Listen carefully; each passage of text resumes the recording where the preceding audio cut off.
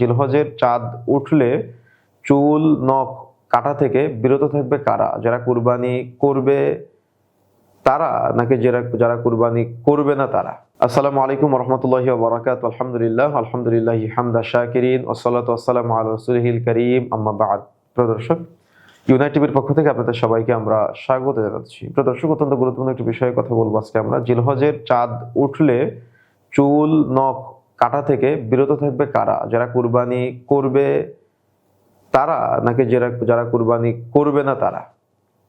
এটা নিয়ে সমাজে একটা মতপার্থক্য প্রচলিত আছে।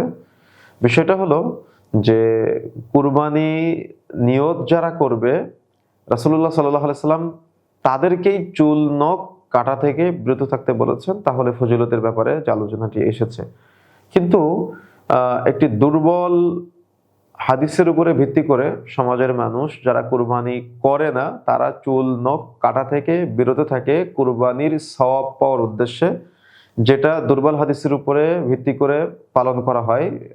এজন্য সুন্নাহসম্মত হবে না। সুতরাং আমরা ইউনাইট টিভির পক্ষ থেকে আমাদের প্রিয় দর্শক শ্রোতা ভাই ও বোনদেরকে চমৎকার বার্তাটি দিতে চাই, যারা কুরবানি করবেন তারাই চুল নখ কাটা থেকে বিরত থাকবে। যারা কুরবানি করবে না তারা চুল নখ কাটা থেকে বিরত থাকলে কুরবানির সওয়াব পাবে, ফজিলত পাবে, নেকি পাবে মর্মে যে বর্ণনাটি পাওয়া যায় সেটা দুর্বল, সনদ দুর্বল। সুতরাং যারা কুরবানি করবেন তারা চুল নখ কাটা থেকে বিরত থাকবেন। আশা করি বিষয়টা বুঝাতে পেরেছি। সুতরাং দুর্বল হাদিসের উপরে না, সহিহ হাদিসের উপরে আমল করার চেষ্টা করি। আল্লাহ সুবহানাহু ওয়া তাআলা আমাদের সবাইকে বোঝার তৌফিক দান করুন। আল্লাহুম্মা আমিন। ওয়াসসালামু আলাইকুম ওয়া রাহমাতুল্লাহি ওয়া বারাকাতুহু।